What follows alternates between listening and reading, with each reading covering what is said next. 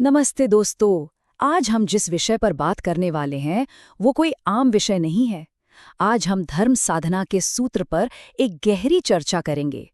एक तरह का 7 मिनट का गहरा सत्संग, जहां हम बाहर की दुनिया से कटकर भीतर की यात्रा पर निकलेंगे। अक्सर हम सोचते हैं ना कि धर्म का मतलब बस पूजा पाठ, व्रत या मंदिर जाना है। लेकिन असल में धर्म का मतलब इससे कहीं ज्यादा है।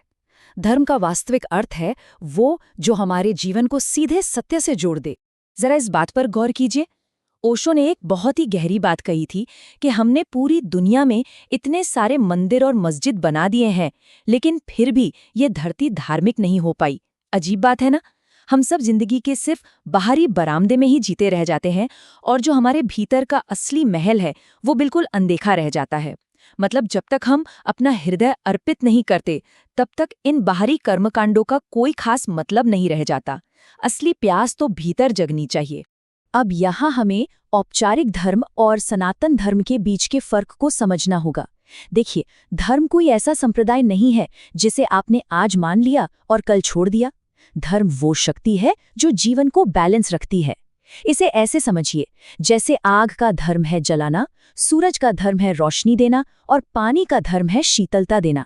बिल्कुल वैसे ही हमारी आत्मा का भी एक धर्म है, और वो है शांति, प्रेम, करुणा और सत्य में टिके रहना।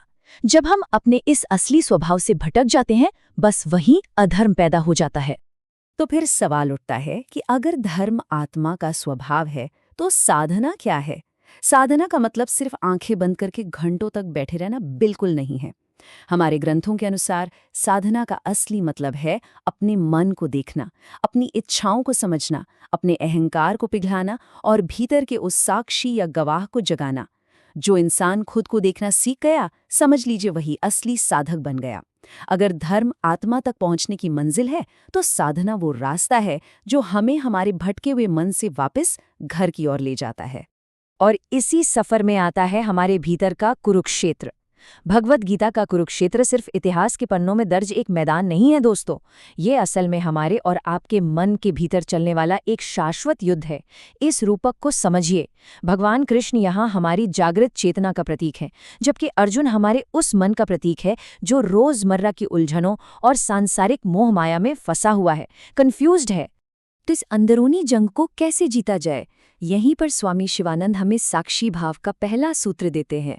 हम दुखी क्यों होते हैं? क्योंकि हम हर विचार से चिपक जाते हैं। जैसे गुस्सा आया तो हम तुरंत कहते मैं बहुत गुस्से में हूँ। दुख हुआ तो कहते मैं बहुत दुखी हूँ। लेकिन साधना हमें सिखाती है कि आप गुस्सा या दुख नहीं है, आप बस उसे देखने वाले हैं, एक गवाह है। जब आप बिना किसी भावना से जुड़े उसे सिर्फ ऑब्जर्व करना सीख जाते हैं, तो मन की वो जकड़न अपने आप ढीली पड़ने लगती है। और जब मन की पकड़ ढीली होती है, तो शुरुआत होती है दूसरे सूत्र की, अहंकार का विसर्जन। रामायण का उदाहरण लेते हैं। अहंकार हमेशा चीख चीख कर कहता है, मैं बहुत महान हूं, मैं सब जानता हूं, बिल्कुल रावण की तरह। और सच कहूं तो रावण बाहर कहीं नहीं है, वो हमारे भीतर बैठा हुआ मैं है। इसके उलट शून्यता का धर्म कहता है, मैं कुछ नहीं हूं। जब इंसान राम की तरह मर्यादित होता है या हनुमान की तरह पूरी तरह से समर्पित होता है, तभी वो भीतर से खाली हो पाता है। और याद रखिए, जिस दिन हम भीतर से खाली होते हैं, उसी दिन हम परमात्मा से भरना शुरू होते हैं। लेकिन यहाँ एक बहुत बड़ा कैच है। सिर्फ साक्षी बनना या अहंकार को छोड़ना एक बहुत ही रूखी और दिमागी प्रक्रिया भी बन सकती है। इसलिए तीसरा सूत्र है प्रेम ही परम धर्म। हमारे स्रोत साफ कहते हैं कि अगर आपकी साधना में प्रेम और भक्ति नहीं है, तो ये सारा अनुशासन बस दिमागी कसरत बनकर रह जाएगा। सच्चा धर्म आपको कठोर या नीरस नहीं बनाता, बल्कि वो आपको एकदम करुणा और निस्वार्थ प्रेम से भर देता है। और ये पूरा समर्पण कैसे काम करता है, इसे भगवद गीता के इस श्लोक से बेहतर कोई नहीं समझा सकता। भगवान कृष्ण कहते हैं, तुम जो भी करते हो, जो भी खाते हो, जो भी दान देते हो, वो सब मुझे अर्पित करो। इसका मतलब ये नहीं है कि आपको सब कुछ छोड़कर जंगलों में जाना है, बिल्कुल नहीं। बल्कि दिन का हर एक छोटा बड़ा काम, चाहे खाना खाना हो या अपना काम करना, उसे एक भक्तिपूर्ण भेंट में बदल देना है। इसी निस्वार्थ प्रेम और भक्ति की सबसे खूबसूरत मिसाल है राधा का समर्पण। राधा और कृष्ण का रिश्ता सिर्फ दो लोगों का रिश्ता नहीं है दोस्तों, ये आत्मा का परमात्मा से मिलन है। राधा उस बिना शर्त वाले प्यार और उस तड़प का प्रतीक हैं, जहां खुद के लिए कोई भौतिक इच्छा या स्वार्थ नहीं बचता। ये उस आत्मा की कहानी है जो अपने सारे अहंकार को छोड़कर पूरी तरह से परमात्मा में विलीन हो जाने के लिए तैयार है। अब जरा कृष्ण की बांसुरी के इस गहरे रूपक पर ध्यान दीजिए। एक बांसुरी अंदर से पूरी तरह से खोखली होती है ना? जब तक वो पूरी तरह से खाली नहीं होगी, उसमें से कोई मधुर धुन नहीं निकल सकती। हमारे जीवन के लिए भी यही सच है। जब मन पूरी तरह से खाली होता है, विनम्र होता है, तभी इंसान परमात्मा का एक परफेक्ट इंस्ट्रूमेंट बन पाता है। उसी खालीपन से, उसी शून्यता से दिव्य संगीत जन्म लेता है। और जानते हैं इस बांसुरी की धुन को क्या कहा गया है? इसे अनाहत नाद कहते हैं।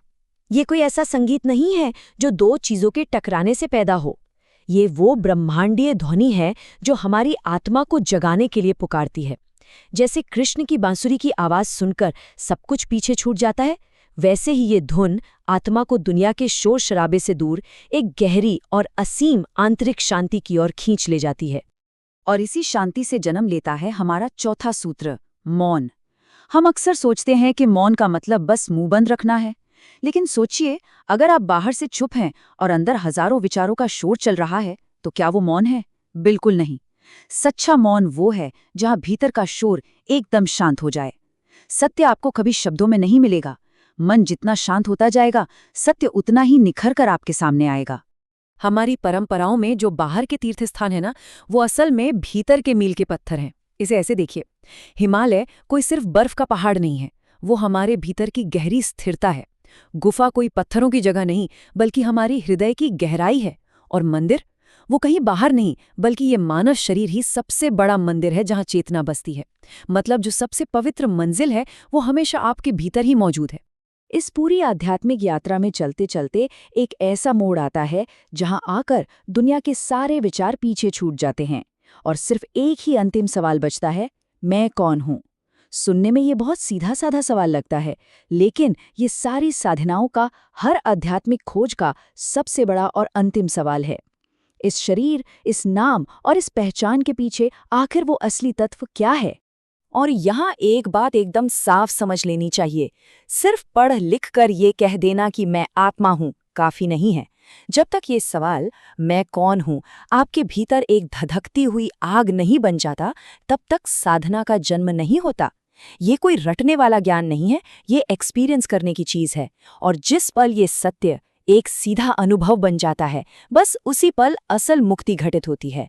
इसी अनुभव, इसी अंतिम मंजिल को मोक्ष का नाम दिया गया है। मोक्ष मरने के बाद बादलों के पार मिलने वाली कोई जादुई जगह नहीं है। मोक्ष का सीधा सा मतलब है इसी जीवन में यही रहते हुए अज्ञान से आज़ादी पा लेना, जन्म मरण के चक्र से आज़ाद हो जाना और ये पूरी तरह से जान लेना कि आप उस सर्वोच्च परमात्मा से अलग हैं ही नहीं। इसे समझने के लिए दीपक का रूपक बहुत ही कमाल का है। यहाँ जो दिया है वो हमारे इंसान की चेतना है। अंधेरा क्या है? वो हमारा अज्ञान और अहंकार है। और प्रकाश, वो आत्मज्ञान और जागरण है। जरा सोचिए, एक बंद कमरे में सदियों से अंधेरा हो, लेकिन एक छोटा सा दिया जलाते ही वो सदियों का अंधेरा एक सेकंड में गायब हो जाता है।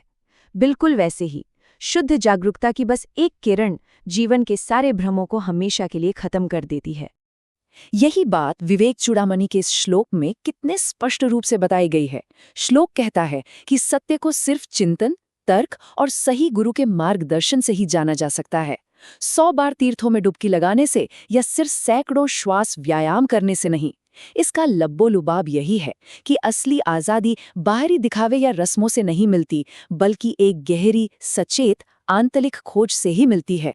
तो दोस्तों, आज के इस विश्लेषण को समेटते हुए हम एक बहुत ही गहरे सवाल के साथ इस चर्चा को खत्म करते हैं।